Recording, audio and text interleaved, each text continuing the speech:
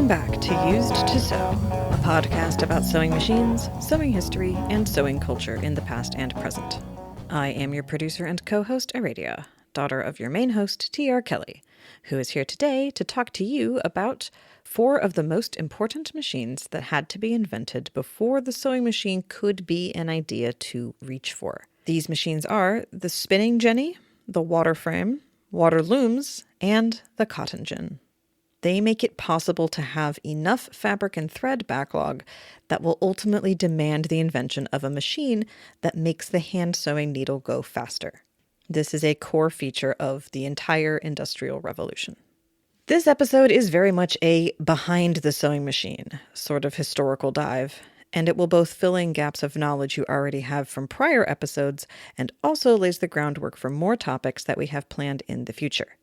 If you know anything about topics like the Triangle Shirtwaist Fire, you know that we can't possibly do justice to that event without establishing the context in separate episodes. And if you don't know about Triangle, don't worry, we are definitely going to get there. And though we aren't a human rights or labor history-oriented podcast, we can't avoid spending some time on the slave trade and the economy that supplied the raw materials for this whole thing. First thing, though, before all that human stuff, I get to give you all a short-ish geology lesson. Isn't that fun? In the episode, you will hear me being rather ignorant of the geology in question, but with the power of post-production, I'm going to give you a full info dump now at the top of the episode, and then you can feel smug over past me. Sound good? Okay, let's go. This whole story of the growing American textile industry into the invention of the sewing machine starts with a geologic feature called the fall line. This following lesson is my synthesis of Wikipedia reading and my geology education. Any other sources that I find along the way, I will link in the show notes. Okay, we're going to start with the top-level geology definitions. A fall line is a landscape feature that is part of how continents and oceans meet over geologic time. The fall line is where the topography of the continent gives way to a coastal plain. To be clear, this isn't the modern coastline. This is a shelf that is part of the continent, but is defined by oceanic sediments deposited over time and the erosive effects of the sea level rising and falling over eons. Different coastal plains around the world look very different. Think of how the U.S. West, East, and Gulf coasts look and how this definition might apply to each of them. The fall line is where rivers have their head of tide, where they change from rocky and turbulent streams to tidally affected broader waterways. These regions have a lot of attraction to humans looking to build cities, as they represent a place where river trade stops or changes hands or portages, and also a place where water wheels can be used for mechanical power. And that is what interests us for this story.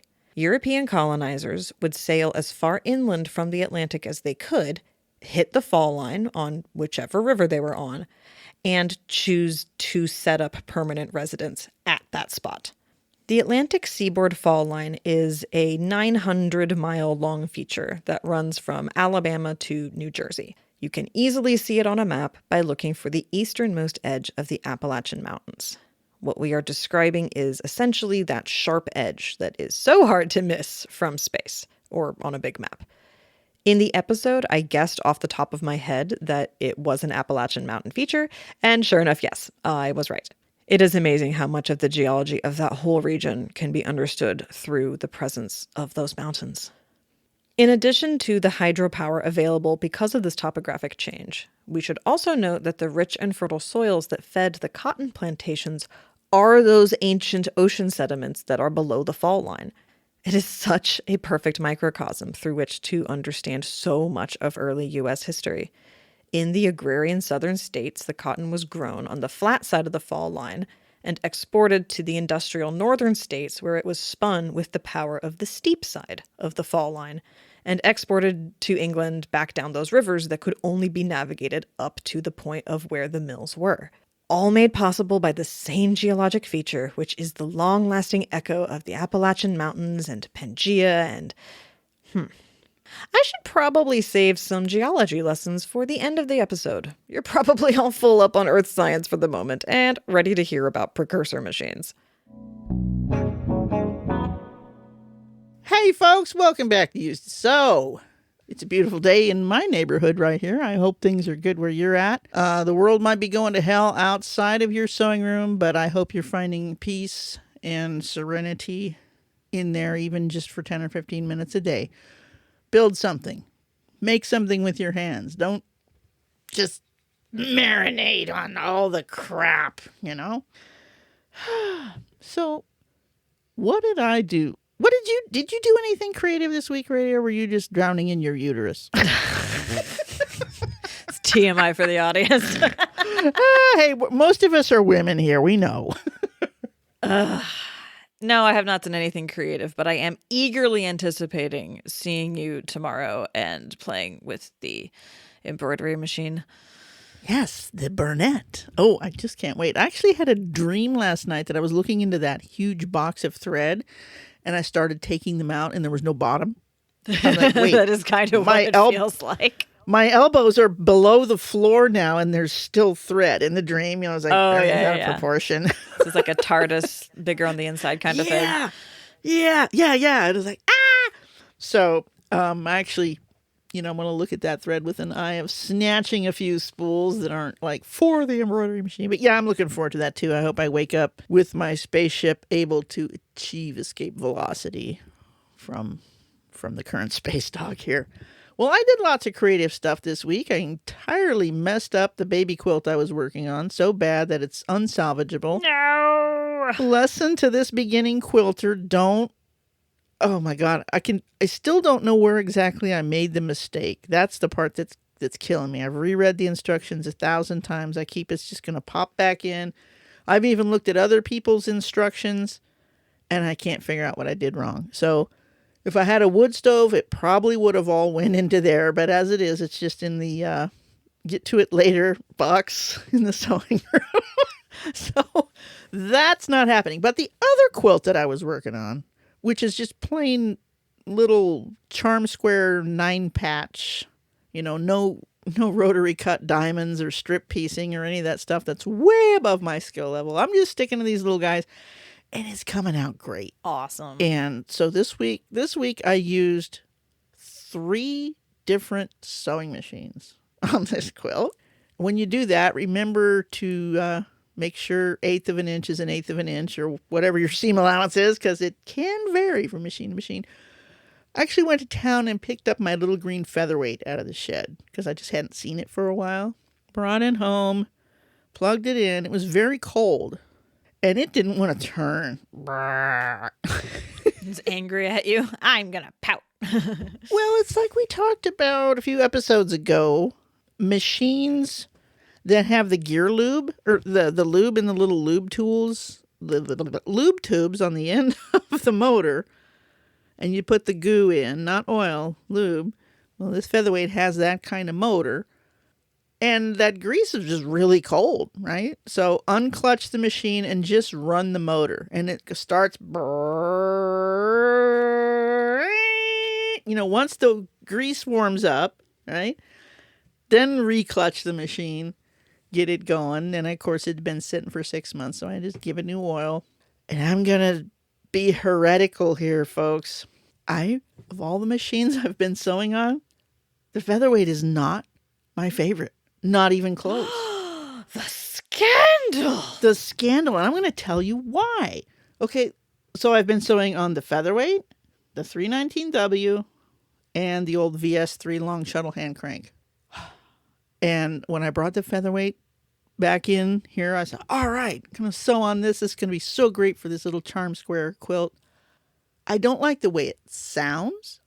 I don't like the fact that it's got a tiny little hand wheel and the bobbin winder is right where I want to reach the hand wheel to turn it to raise the needle. And the physical using of the machine, it makes a great stitch. Beautiful, beautiful. Oh, and you have to hold the threads. You have to hold the threads when you're starting, right? Or they will tangle up. That's a featherweight thing. We know that. Move over to the VS3 long shuttle, old machine from 1890. Big old hand wheel. I can grab it and put that needle right where I want. It sounds cool when it's being used. And you don't have to hold the threads when you start a seam. It will never tangle up. It just won't. It just can't. It's a long shuttle. But when I wanted to do a long seam, my shoulder gets tired. So move over to the 319W. Ooh, now I've put this into the cabinet for the 101. And I put the 101 away because I want to use the knee lever. That's what I'm going to do today, is wire it up for the knee lever. But I was using it just with the foot control. My God, that machine sounds cool. It just sounds cool. I've been recording all the machines so that we can make that into an episode. And this just, it's a rotary. It's just wonderful. And the motor sounds good. Everything sounds good. And the stitching, awesome. But it is electric. It goes fast. When I'm trying to go just stitch by stitch by stitch, the hand crank is far more pleasant. So I don't really like the featherweight.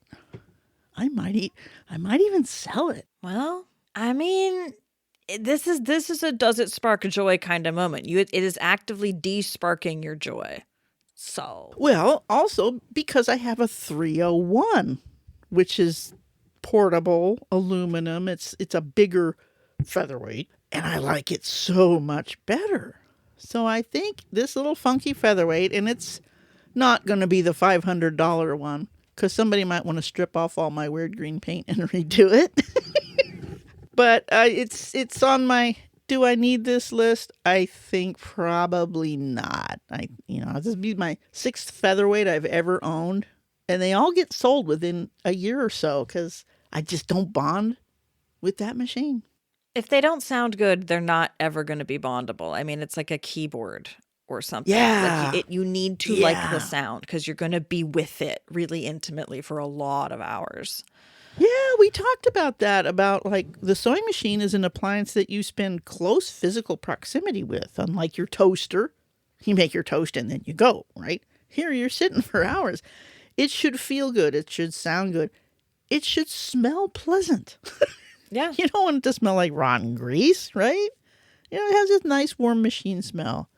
So anyway, that's what I did all week, was hacking and dicing on fabrics and comparing sewing machines. And yeah, that was kind of fun. But then I thought about, again, why do we even have sewing machines? Why do we need them? Why are they there? Wasn't there some fan mail that you had to talk about? Oh, and we have a sticker order too. You sent me that.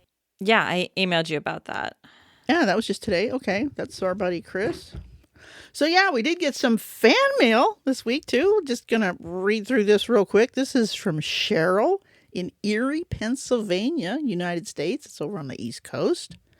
Hello, wanted to let you and your daughter know how much I love your podcast. I'm a fellow old sewing machine lover and have 10 functioning machines. The oldest is a Model 27 from 1893 in a coffin top cabinet with the Persian decals, and she sews like a dream. Woo! I also have another 27 treadle with Sphinx decals, a 66 red eye in a parlor cabinet, a back clamp 66 hand crank with Lotus decals. Oh my God. A 201, a 185J, two 301s, a featherweight, and a Rocketeer. Yeah. I use them all, primarily for quilting, but I'm trying to broaden my sewing horizons. Oh. She goes on, it's easy to explain what drew me to VSM, vintage sewing machines. I love the history, the design, the fact that they were an essential part of most women's lives. Yeah. I started collecting after I lost my mother. She was 91 and lived a full life. My daughter says therapy would have been cheaper. I don't know. Less fun, though. My mother hated sewing, but we all did it, as everyone did in the 60s and 70s. She had many funny stories about her sewing failures in home ec class in the 1930s. I would have loved to hear some of those. I've learned so much from your podcasts. You are responsible for my 2 301s. Uh-oh. Yes, I think I'm an influencer now, right? Yes, I believe that means you count. Yes. I especially liked your daughter's stories about handwork in the Waldorf schools. My niece went through 12 years of Waldorf schooling, and my daughter attended so the niece went through 12 years of Waldorf school, and her daughter attended a Waldorf preschool. Cool. My daughter, who scoffed at my collection, now shares her home with a 201, a 99 hand crank, and a featherweight. Way to parent. Nice. And then she attaches some pictures, a beautiful short bed 301. Oh, and this darling little green 185J, and she's got it all set up nice there. And so that was awesome. So I wrote back, thank you for your letter, and I want to send you a sticker, which she's going to get in Erie, Pennsylvania. What a great letter. Yeah, send us letters. We love that. Also, thank Chris, our fan Chris in Iowa, for ordering some stickers. That's pretty cool. We do have those for sale for $5, or you can get one just by being a Patreon for $1 a month for 5 months, or however that works. You can check out our Patreon for all the different tiers. I think I'm going to start making a higher tier where you get this cool little sewing kit that's like not one of those cheesy ones you get in a dime store, but one that I make up for you that's really good that you can keep in your purse. I'll think about that. More premiums. That could be cool. And yeah, just for anyone who orders them from us directly, it's going to be when we get around to it. Whereas if you're getting it from the Patreon thing, it'll be when Patreon decides to give it to you. They're very consistent. We are human and forget things. And I do have lists, but it might be slightly more erratic if you go the manual route. Just so you know, we're getting to it. I swear we're getting to it. We do see the notifications. It's just balls, ducks, juggling thereof. And just the basic fact that we're very rural. It's a mile walk to my mailbox. And I go downtown to mail things like once a week. And we're out there. Even if if we pay for next day delivery, it doesn't come. I mean, they can't. We're that far out. So never pay for speedy delivery when you live in a place where gravel roads are kind of, normal. Oh, the primitive systems. Yeah. But we really appreciate all of you that are writing to us and asking for stickers and being Patreons. I'm just letting you know we are messy. We're just, I mean, come on. We lose stuff in our sewing room all the time. You can relate, right?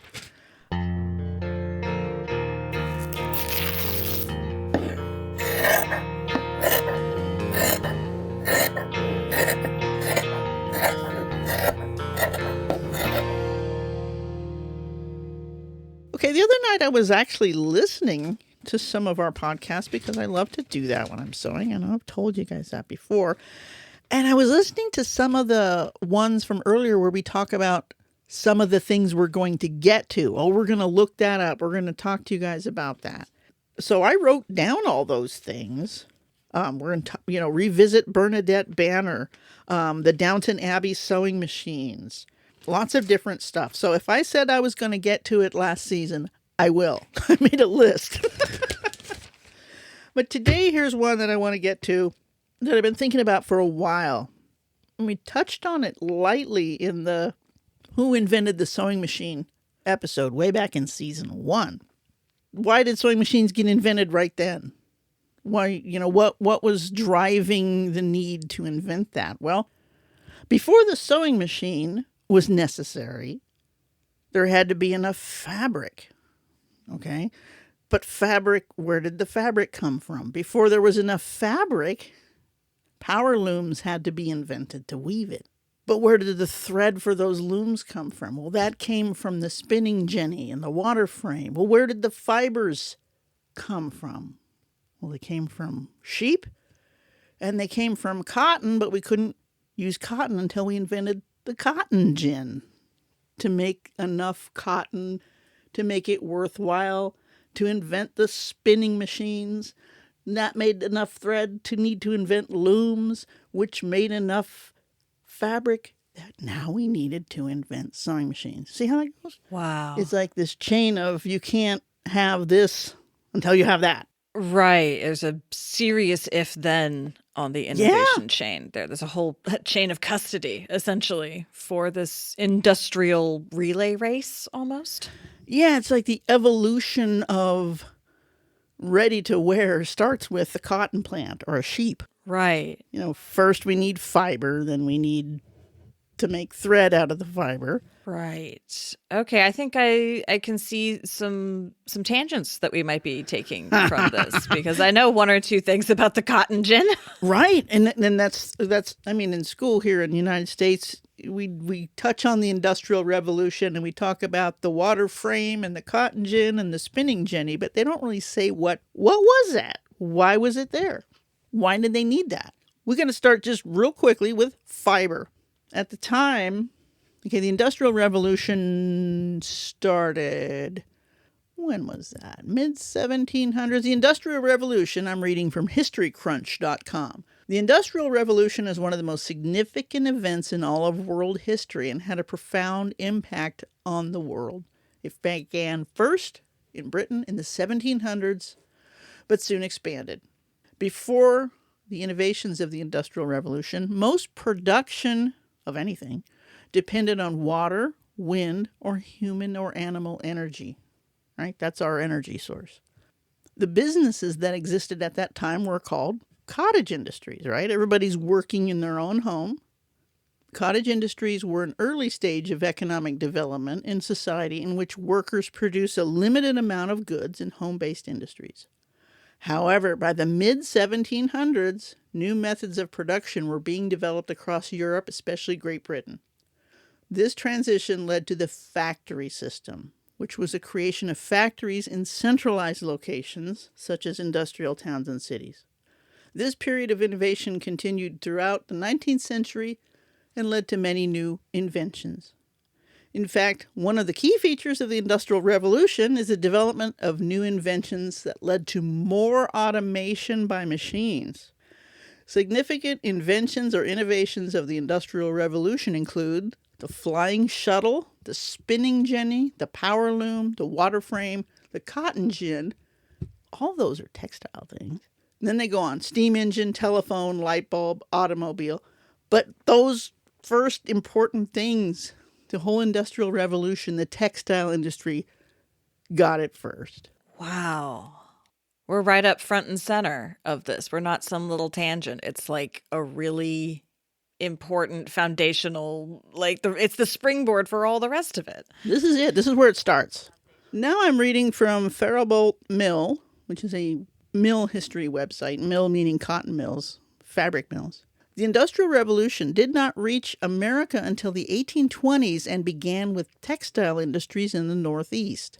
Expanding technology and the invention of new machines forever changed the way manufacturing and industry took place. The textile industry was greatly impacted by a number of new inventions such as the flying shuttle, the spinning frame, and the cotton gin. There we go again. What are those? It's like the Father, the Son, and the Holy Ghost. Right. That's funny. But it was the invention of the spinning jenny by James Hargreaves that is credited with moving the textile industry from homes to factories. The move from domestic cottage industry to factories allowed the expansion of the Industrial Revolution. Spinning jenny. Okay. So he was a weaver, James Hargreaves, in Blackburn, Lancaster, England. Although this area was known as a major textile center, prior to the Industrial Revolution, the production of cloth from raw goods took place within cottage industries. All work was done by individuals within the home, and entire families were involved. Men were often the weavers, while children assisted in cleaning raw materials, and women spun the materials into thread. So the kids are cleaning the fibers, the women are spinning, the men are weaving. This is cottage textiles in England. The process was time-consuming, and merchants wanting to meet the demand for textile goods were often frustrated by the huge gap between supply and demand. The expense involved in transporting raw materials to numerous locations, waiting for the finished textiles to be made by hand, and then the finished goods picked up and transported back to the merchant. This was an incentive to search for alternatives. While the invention of the flying shuttle and the power loom made it possible to weave materials faster, the spinning of raw fibers into threads and yarns was still done by hand, one thread at a time. Spinners were unable to keep up with the increased demand for threads. So people have invented looms at this point. Hey, we can, but we don't have enough thread to really take this design and go with it. Right, because looms are the beginning of programming language. They're the beginning of machine learning. Like that is where a lot of the original ideas for how to put together a thinking machine come from, is from loom programming. Like automation in the loom space, it makes sense that outstripped fiber production, because that's a place where like the seeds of computers really start there. So, okay, that's an interesting little like back and forth leapfrog of the progress thing, where the looms are pulling on the textiles to keep up. Yeah.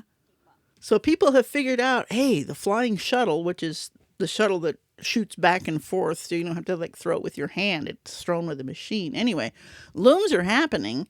We have a thread shortage. James Hargreaves' spinning jenny was said to have been designed after he saw his wife's spinning wheel knocked over and saw the spindle continue to spin. So he's just sitting there watching this, and then he goes, wait, the spinning jenny used 8 spindles powered by a single wheel. This allowed one spinster to produce 8 threads in the same amount of time it previously took to produce one. So he basically figured out how to hook up a whole bunch of spindles to one wheel. Okay. It's amazing what just sort of spacing out and looking at someone else screwing around with physics can do. Like the best inventions are when you're just not thinking about much at all, and then something just happens in front of you and you're like, aha, right? There we go. That's the true magic of the human brain, that association moment. James Watt invented the steam engine watching his teapot lid jiggle. Like this, right? The pressure of steam in there.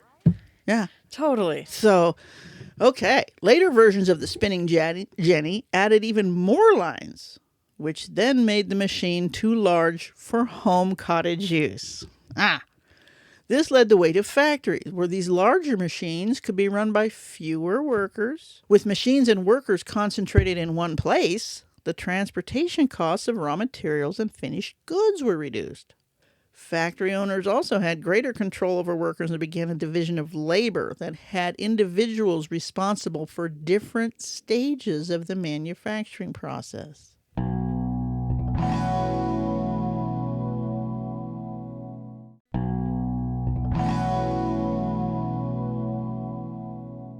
As with all change, there were advantages and disadvantages to the use of the spinning jenny and other inventions.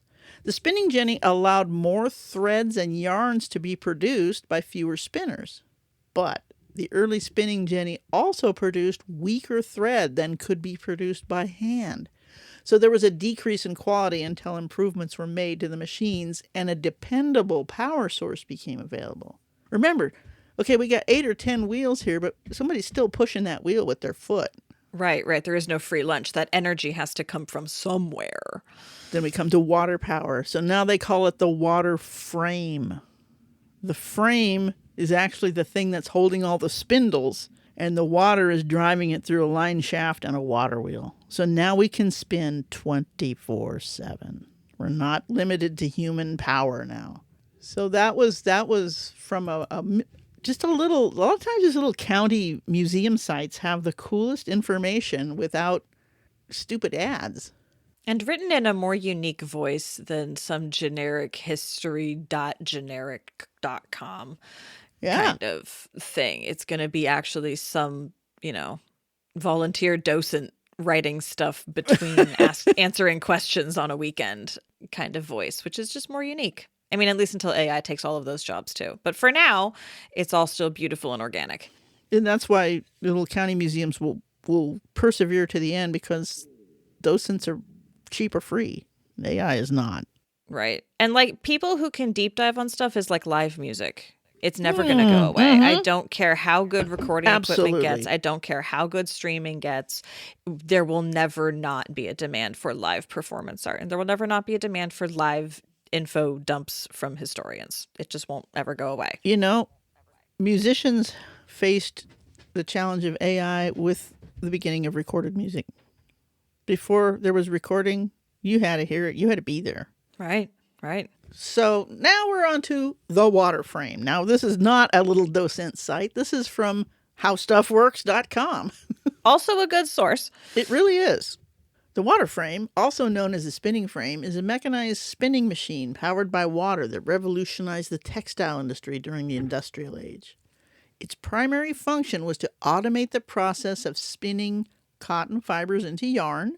Unlike traditional spinning wheels that required human labor, the water frame introduced mechanization to the spinning process, significantly increasing productivity and efficiency.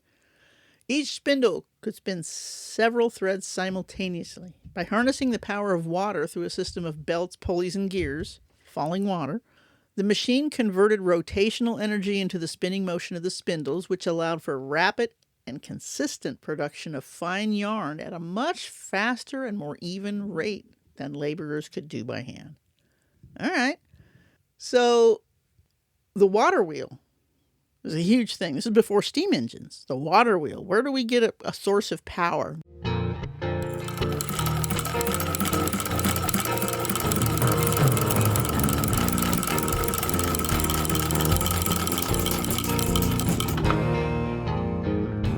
All along the East Coast is a place called the Fall Line. And that's where the rivers all drop down in elevation. And that's where a lot of early American factories were built. Oh. Yeah, because of the water wheel. Big water wheel. I had no idea. I'm assuming some sort of Appalachian mountain feature thing because everything on the East Coast is that. It's more up in the Northeast, in like upstate New York and along that fall line. I'm guessing it was like an old coastline. Oh, I'm so ignorant of how the geology up there goes. I'm going to have to deep dive that for the in-out bumpers because that's a part of the country I have not looked at geologically in much detail. The fall line. And I'm wondering what your take on it is that I think it might have been since that coast is so old, like maybe this was a old sea level thing, like it probably is because the East Coast, I mean, just off the top of my head, I do know that the East Coast is a place that has closed up and opened. It's a seam line that closed up during the formation of Pangea and then opened again when Pangea broke up. It's kind of there's a lot of different eras of orogeny going on there. I'm sure that the audience already knows more than we do right now because they listened to my intro and all that. The fall line. I'm going to have to learn more about this geologically because that is a geologic feature. I know just from what you're saying, that has to be a geologically understandable feature. And the states where it was most utilized here, the early textile mills, Massachusetts, Connecticut, maybe New Hampshire, but Massachusetts mainly. There were the Lowell. Lowell was the name of a town with massive amounts of textile stuff because there were, falling water makes power. We know this now. Hydroelectricity, Grand Coulee Dam, da-da-da. But that's making electricity. This was actually using the kinetic power of the water itself. There's no electricity middle wheel. The wheel's turning. It's turning big shafts, which then have gears and belts to turn machines, right? Later on, that water wheel gets replaced with steam boilers, but that comes later. Right now, we're using actual water for textile mills. Okay, who invented the water frame? A guy named Richard Arkwright, and he patented it in 1769. So now we're getting farther along in the century here. The water wheel was connected to a series of belts, blah blah blah, tons of. Okay, so they're making a lot of thread. They're making a lot of thread, but all these people that were spinning thread at home as a cottage industry, what are they doing? They're going to work in the factories where spinning is being done. They're leaving the home. They're being slotted into their little box. They're being cut off from the family structure and slotted into a new hierarchy of bosses and workers. And now they literally are a cog in the wheel. They don't do the whole process anymore. They're doing one thing. They're threading empty bobbins. And they're commuting away from home. They're going to nasty, Yes. stinking cities that are absolute cesspools of germs because it is the literal 1700s and we don't believe in germs. Oh, the Lowell factory girls. I mean, they built dormitories for the girls because who's going to work in these factories? Women, of course. Of course, of course. Young, scared young women, a long, long way from home. Yeah, or even just 20 or 30 miles, but still in the days of horses, that stays. Well, in a pre-car era, that's a different amount of distance. Yeah, yeah. Maybe just a single long away from home, but still. This is the precursor to the girls that wind up working at Triangle Shirtwaist, right? Right. And so then they're kept in narrow, dark, cramped environments for working and for living, and they're totally vulnerable to fire, finger crushing, and sexual assault. Great. Well, that comes later. Right now, the Lowell factory girls, the whole thing was to convince everybody that these were upright, clean, respectable young ladies. So they would be in these little factory towns with the matron of each cottage, and they were sending money home to their families. If you got 7 kids, let's... Okay. All right. So it starts out vaguely not so creepy. Yeah. All right. Yeah, no. It's not like... Because these are all good American girls. We're not really into immigrants yet. These are, this is late 1700s. Okay. All right. Yes. Colonial this is girls. My lack of nuance on what early American history is like showing. All right. Cool. I'm learning. I'm good. Okay. So the textile industry in the Northeast was huge. But then, what are we spinning? What is the fiber? Well, cotton. Where are we getting cotton? Right now, we're getting it from India. Okay. Because cotton grows in a very... the early name for cotton, now I'm reading now from The Golden Thread, How Fabric Changed History. And this is from the cotton section, and it has several subchapters. The earliest name for cotton was vegetable wool. I mean, that is what it says on the tin. I get it.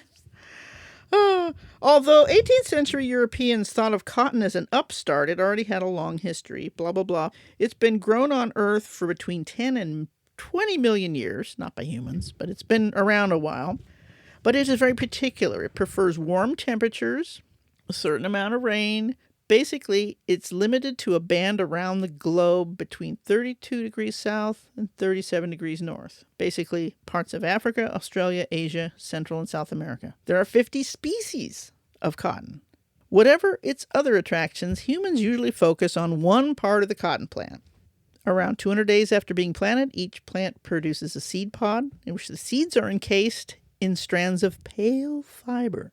When ripened, the bolls break open to flaunt their fluffy white innards like giant kernels of popped corn. And that's exactly what they look like. They've got the hard little edge at the bottom and then the fluffy stuff. But then there's seeds in the fluffy stuff. I've often thought that. Forbidden popcorn. Don't eat it. Stick your teeth together. Okay, so it's likely that humans first worked out that they could use these fibers to make textiles and cordage in the Indus Valley. That's in India. So the earliest evidence of people using cotton is like 7,000 years ago. Right. The Indus Valley is one of the places where people figured out lots of stuff in terms of make plants, make more people, make settlements. It's like, yeah, it's one of those places with big rivers. If you got a big river, you can do a lot of things if you're an upstart human species. Oh, yeah. So, and here we are. As with any plant, once humans get a hold of it, they do selective breeding to make it more like they want. But notwithstanding such adaptations, cotton remains difficult to farm. Not only does it have exacting requirements, it is also incredibly labor-intensive to harvest. Traditional harvesting and sorting was done by hand. Fibers too short to be useful are discarded, while the longer ones are ginned, a process that removes seeds from the cotton without breaking the fibers. Okay, then it goes on and more about how it's processed by hand here. The fibers are carded, combed, separated, and then spun with a distaff and spindle. This is by hand. The thread is then ready to be woven. In almost every culture globally, it was women who were in charge of spinning, but weaving was less strictly gendered. Men and women both wove. Okay.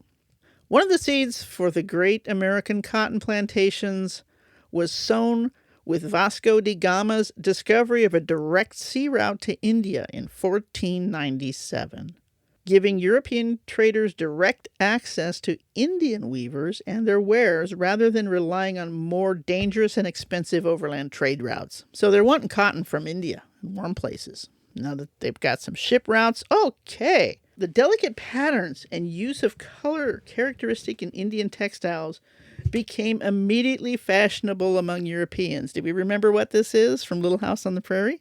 Calico, as in Calcutta, right? Yes. Printed cotton cloth from India. Yes. Okay, so we're looping that in. All right, cool.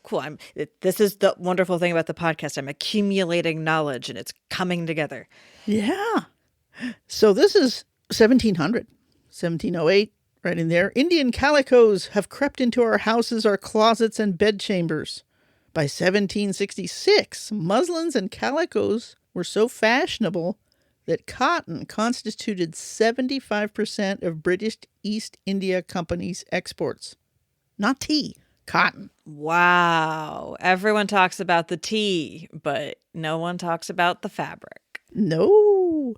Now, cotton fabrics were also being used by traders as grist in the mill of another market, the slave trade. The newly established and large-scale plantations of the Americas desperately needed cheap, abundant labor to make them profitable.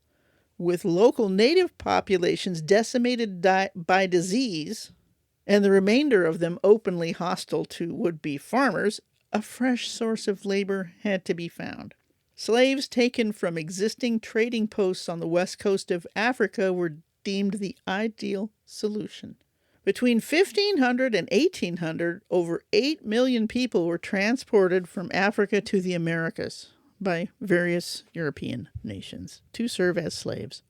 Woo! And a lot of that was for sugar farther south, but cotton is what the United States and the pre-United States colonies were really going for, right? British merchant Malachi Postlethwaite was hardly exaggerating when in 1745 he wrote, "Is it not notorious to the whole world that the business of planting in our British colonies is carried on by the labor of Negroes imported thither from Africa? Are we not indebted to those valuable people, the Africans, for our sugar, tobacco, rice, rum, cotton, and all other plantation produce?" So, the whole economy is resting on every single thing that makes the economy go, that even makes life tolerable for these British people, is all directly extracted from enslaved people that were kidnapped and trafficked. Yeah.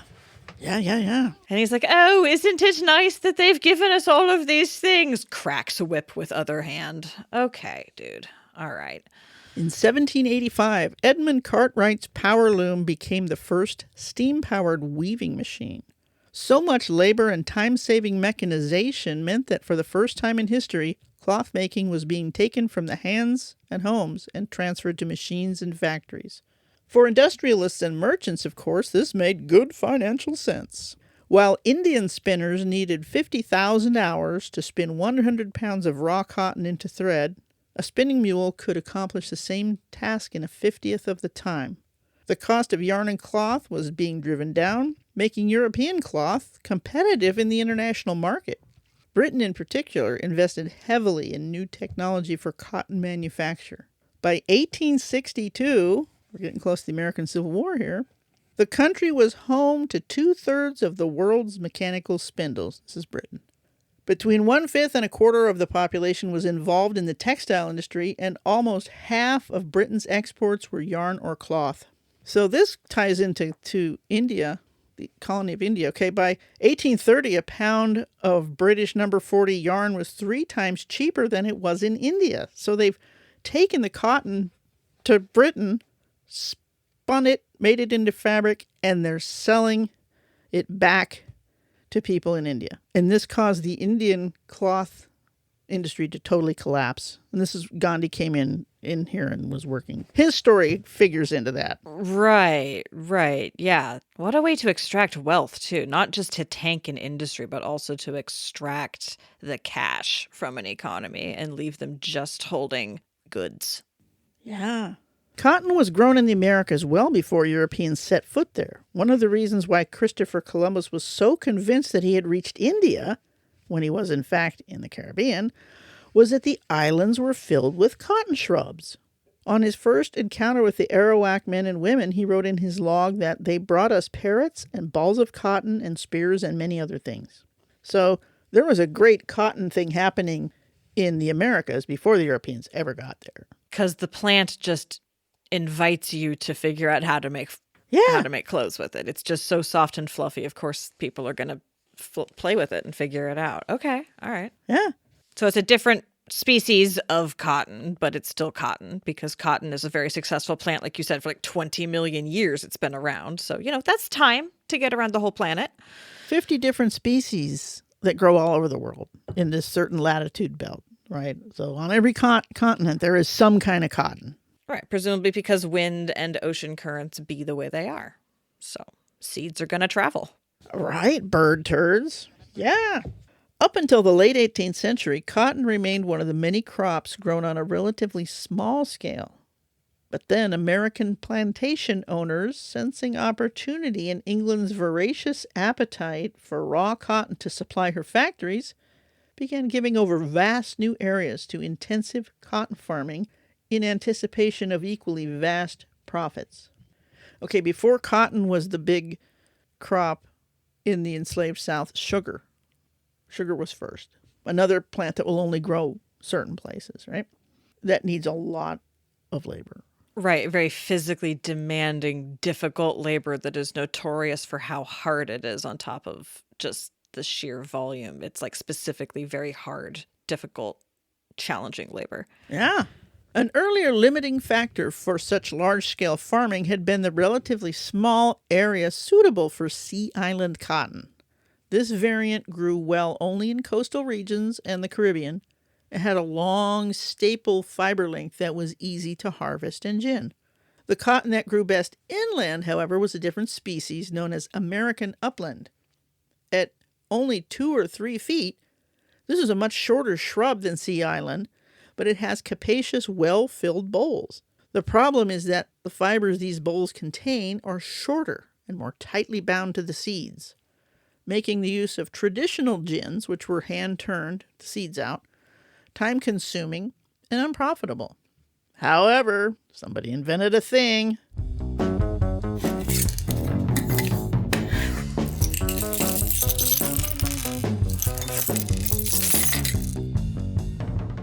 Eli Whitney, the cotton gin. This fucking guy.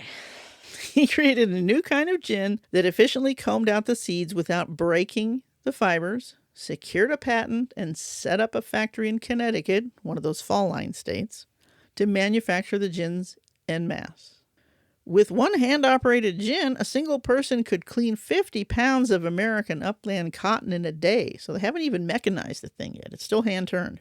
The effect of the expanded planting of cotton and the introduction of the new gin was dramatic. So then it just goes on about now they're making tons and tons and tons of cotton.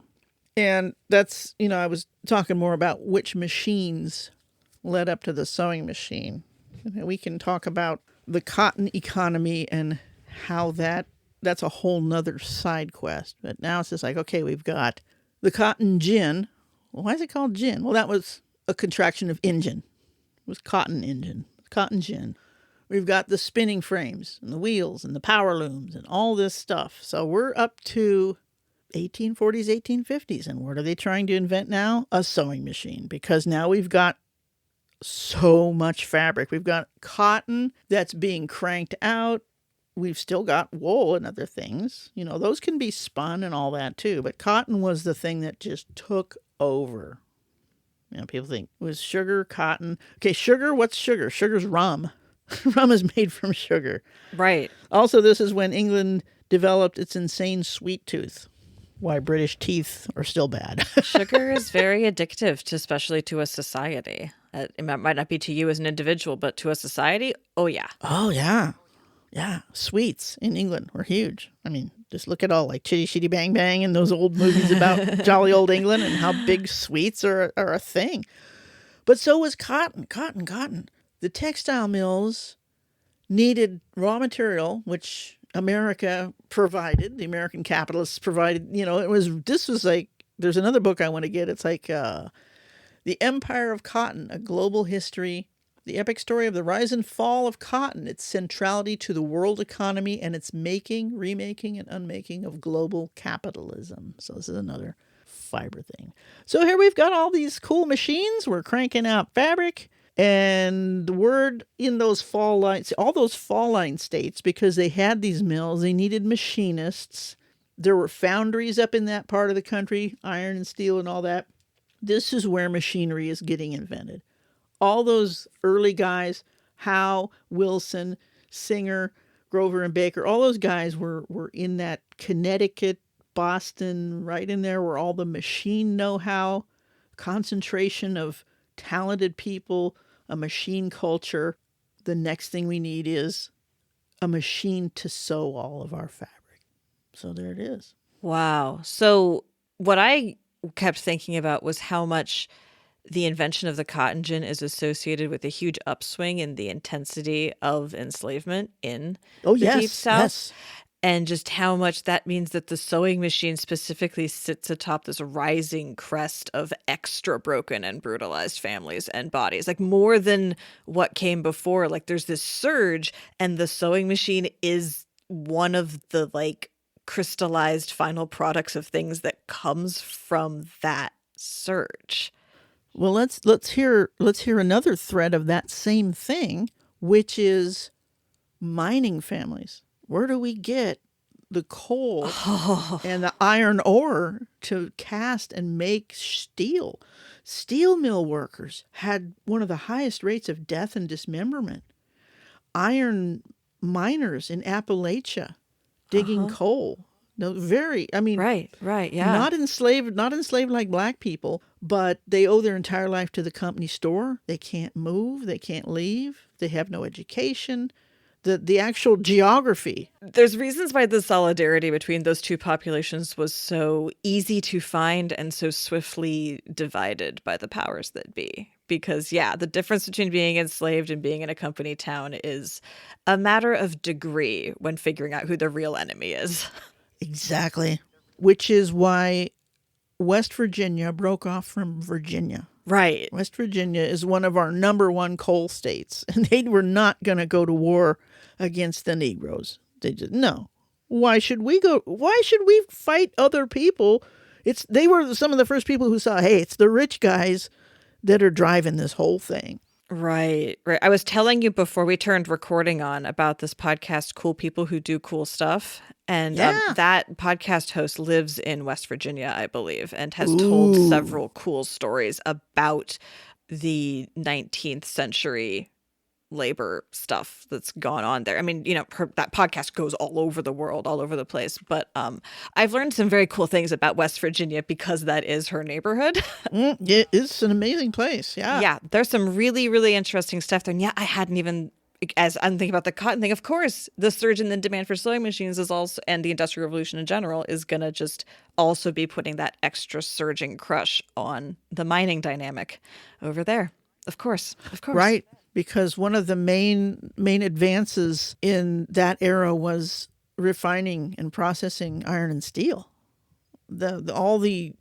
So much, the Bessemer furnace and arc furnaces and just all the things that went onto mining so that Singer could have a foundry. Right. You can't make millions of sewing machines a year without consistent access to a particular price point on your particular alloy composition and or not alloy, but, like chemical composition. That's all. You need a lot of consistency before you can build a factory that's churning out millions of machines. Right. Tons. When we get to kill Bowie and look at all the machines that are making machines.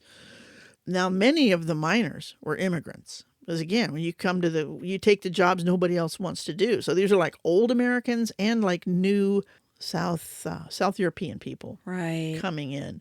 So the whole sewing machine is, it's like one of my other favorite things, locomotives. They're just such a symbol of capitalism gone wrong. Oh, right, right.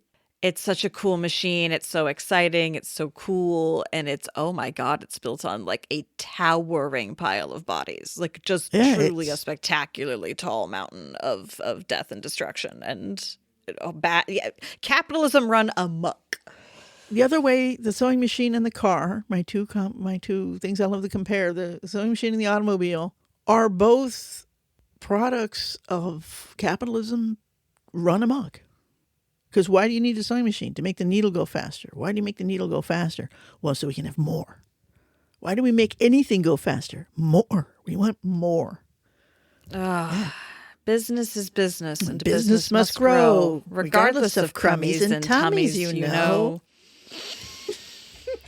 You trained me good when I was little. Oh, but then we will look at the sewing machine and the car as first these were like rich people's toys, and then they were objects for sewing machines. Now they're tools to keep people. Well, first, you get the factory system. Once you get sewing machines into the factory system, which is where we're going to talk about Triangle Shirtwaist and what happened there. But today we just talked about the 4 mechanical inventions of the Industrial Revolution that needed to happen before a sewing machine was necessary. Wow, I hope that's not all too depressing for you guys. Don't go back and look at your poor machine with a jaundiced eye like, oh, you evil capitalist pig. No, the sewing machine is at this point a tool that exists. It's a tool. It's gone back to being a useful tool for those of us who appreciate vintage machinery. Again, I listened to a couple other sewing machine podcasts last week, and they were much more about modern machines and what they can do. But here we're reclaiming the sewing machine from its capitalist icon to an actual useful tool for an emerging do-it-yourself ethos.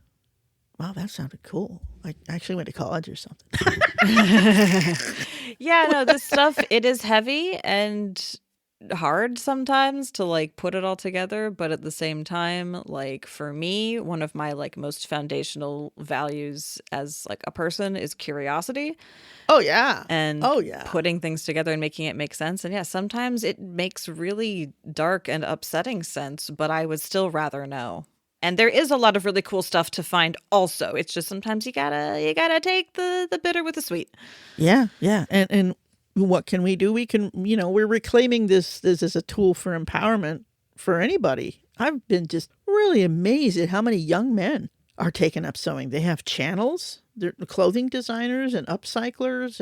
And when we talk about, since we're into the vintage stuff and the history, so much of our topics and things center around women. But I really do want to give a shout out to the guys who are like, hell yeah, I can do that. Because as we just found out today, men have always been involved in textiles. They're like the growing the plants, the weaving, spinning has been mostly a women's thing. I got to think that's probably something to do with the fact that it's super portable and you can do it while you're watching kids and cooking beans. Right, I'm talking historical here. Yeah. Okay, I could just go on and on because I've had like 12 cups of tea. But we're already over an hour here. I'm sure this episode might get cut down a bit, or there was a lot of blank space in there. Maybe it'll just be a long. But anyway, keep your distaff and spindle close by. Stay threaded. And there you have it. A great deal of nerding out about machinery and geology and labor exploitation. It seems to me that the entire Industrial Revolution was about sewing and everything else was incidental. We started with the history of spinning and weaving in general, and in England in particular, setting up to understand how the demand for cotton products got started and then got out of hand. Then we added in water power that sped up the spinning of thread and fabric, leading to a bottleneck at the point of a seamstress's needle, which gave us the need to invent a sewing machine. This was an interesting and heavy episode. There's just no way to follow this thread of curiosity and not end up in the very heart of our history of chattel slavery and other less racialized labor exploitation. And we're not done with this. Remember how I promised we'd do Triangle Shirtwaist Fire someday? That isn't an idle prediction, although I can't tell you when it will happen specifically. I think the question of why now and not some other time is a good way to approach technological innovations. There's a fun historical fact that there was a Roman-era Greek engineer named Hero of Alexandria who did technically describe a, at the time, known design for a steam turbine. But there was no material or economic pressure to inspire the next steps into making steam power and an industrial revolution in antiquity. For more info about that, I recommend Chapter 14 of a book called Insane Emperors, Sunken Cities, and Earthquake Machines by Garrett Ryan. That's where I have learned a lot of fun factoids about the Greek and Roman worlds. He's got some YouTube channels too. To wrap up this longer than usual bookend, I think we're going to end with a bit more geology stuff. So settle in to learn about the history of the Appalachian Mountains. Appalachian? I don't know how I'm supposed to pronounce that. I might switch back and forth. I'm sorry. There are no end to superlatives to describe how epic the Appalachians are. But perhaps the most striking one is that they are older than bones. At least some of the rocks are older than the evolution of bones. There have been multiple mountain building events in this part of the Earth's crust, different periods of erosion and deposition, nuance, blah, blah, blah. Over 1 billion years ago, they got started during the formation of a pre-Pangea supercontinent named Rodinia. And many of the rocks we see at the surface today were formed as very, very, very deep rocks during that time. At that time, the peaks of the mountains reached as high as the Himalaya mountains do today. So imagine, if you will, that those rocks visible in the Appalachians today are currently forming under the Himalayas right now. When Rodinia broke up, the mountains were eroded a bit and became adjacent to oceanic basins, depositing huge amounts of sediment. There was also volcanic activity that threaded the sediments and older rocks with igneous material. This lasted for a long time, even by geologic standards, a decent chunk of time. And eventually, the dormant mountains were reactivated as the core of North America began to accumulate new lands as Pangea got started. After Pangea broke up, erosion took over again, flattening the once mighty mountains to nearly nothing. But they are, notably, not nothing. And remember how I just said that the rocks visible today were formed deep in the crust? How can mountains erode and yet remain standing? And how do deep rocks become shallow? Basically, the short answer is that continents float on the mantle of the Earth, much like icebergs float on the surface of the ocean. If they lose mass off the top, they will rise up higher on the water, revealing material that had been submerged. Mountain ranges are very heavy objects that press deeply into the mantle, so they have a lot of material to give, even as erosion tears the peaks down. It's called isostatic rebound, whether it is ice or rock, and yeah, it explains how we can observe rocks that formed under unimaginable pressures and temperatures as just cool rocks in a road cut. Wow, I really wrote a whole book report on the prompt of the fall line, didn't I? I love being an adult that sets my own rubric, so I can decide to make a tangent about geographic economies into a digression on supercontinents, all in a day's work as an ADHD podcaster. As a reminder, we are unofficially sponsored by Stagecoach Road Vintage Sewing Machine, who do repairs and restorations. You can follow us on social media and YouTube, and you can best support us by sharing the podcast with your friends. You can even get ad-free episodes by joining our Patreon at patreon.com/used2sew. Thank you for listening to us here at Used to Sew. We always welcome your additions, corrections, and feedback in general. Please reach out to us via email at usedtosew@gmail.com. Used to Sew is a production of Fox and Raven Media. For more podcasts from Fox and Raven Media, visit our website at foxandravenmedia.com.